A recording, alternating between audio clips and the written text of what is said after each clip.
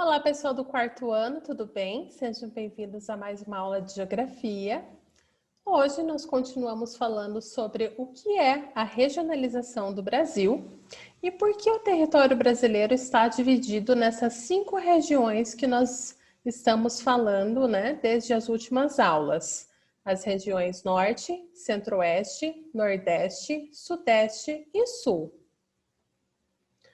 Bom, nós sabemos que o Brasil é um país com grande extensão territorial, o que colabora para uma diversidade de diversos fatores, uma diversidade geográfica, de paisagens, mas também de pessoas, de etnias, de religiões, de tradições, de origens, dentre tantos outros fatores que formam a nossa nação.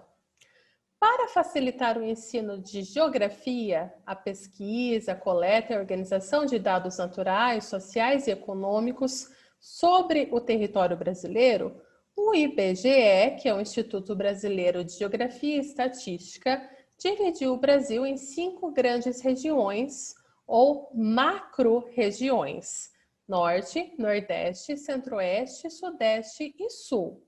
Nós temos aqui essas regiões destacadas por cor, nesse exercício que nós fizemos há certo tempo. E aqui algumas características de cada uma delas. A região norte é a região mais extensa do Brasil, onde está a floresta amazônica. O clima é quente e úmido e há uma grande quantidade de rios que correm sobre um relevo, onde predominam planícies e depressões. É uma região que abriga grandes riquezas naturais, muitos povos indígenas e imigrantes de várias partes do país. Já a região Centro-Oeste é a segunda região brasileira com maior extensão territorial e está situada a capital do país nessa região, nossa capital Brasília. É uma região que apresenta temperaturas elevadas o ano todo e uma formação vegetal predominante de cerrado. Suas paisagens são formadas por relevos de planaltos, chapadas, depressões e planícies alagadas pelo Pantanal. É uma região rica em recursos naturais, embora esses recursos sejam ameaçados hoje em dia pelo equilíbrio ecológico da região, graças a ações causadas pelo homem, principalmente. A população se caracteriza pela presença de povos indígenas e imigrantes de outras partes do país. Na região Nordeste, nós temos as unidades federativas banhadas pelo Oceano Atlântico. O clima é super quente, As praias da região atraem turistas do mundo inteiro, são praias belíssimas, que se destacam no turismo mundial. O relevo é formado por planaltos, depressões e planícies e a formação vegetal predominante é a caatinga. O Nordeste é a segunda região mais populosa, em número de habitantes no Brasil e tem uma grande diversidade cultural enriquecida pela miscigenação de diversos povos, como os indígenas, os africanos e os europeus. Já na região Sudeste, nós temos a maior economia do país. Muitas indústrias, comércio e prestação de serviços tomam local aqui na região Sudeste. A agricultura e a pecuária são muito desenvolvidas e utilizam muita tecnologia, o que acaba atraindo imigrantes de todo o território nacional procurando por melhores oportunidades de emprego. As paisagens são diversificadas, embora haja o predomínio do relevo de planalto e nascentes de importantes rios, como o Rio Paraná e o Rio São Francisco.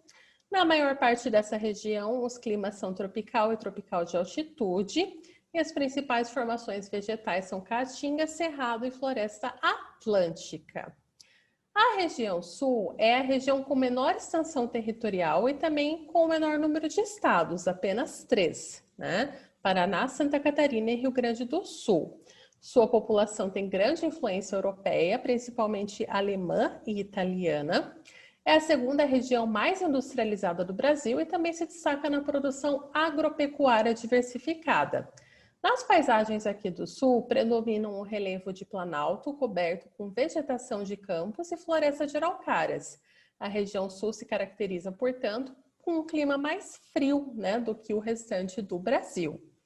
Nós vimos também as unidades federativas de cada estado em específico, lembrando que a região norte conta com os estados do Acre, do Amapá, Amazonas, Pará, Rondônia, Roraima e Tocantins, a região nordeste com Alagoas, Bahia, Ceará, Maranhão, Paraíba, Piauí, Pernambuco, Rio Grande do Norte e Sergipe, a região centro-oeste com o Distrito Federal, Goiás, Mato Grosso e Mato Grosso do Sul, a região sudeste com o Espírito Santo, Minas, Rio e São Paulo, e a região sul com Paraná, Rio Grande do Sul e Santa Catarina. Alguns dados que nós vimos que se destacam são o fato de que, por exemplo, a região norte abrange 7 estados, o que corresponde a mais de 45% do território brasileiro. Ela abriga mais de 18 milhões de habitantes e tem as atividades primárias de extrativismo mineral e vegetal, agricultura e pecuária, além de atividades do setor secundário nas indústrias. Temos lá, como mencionamos, a floresta tropical, que é a maior do planeta, né? A floresta amazônica, e a maior bacia hidrográfica do mundo, que é a bacia do Rio Amazonas. Na região Nordeste, alguns fatos que se destacam são os de que ela abrange 9 estados, tá? O que é quase 18% do território brasileiro. O Nordeste brasileiro abriga cerca de 56 milhões de habitantes, é a segunda região mais populosa do país.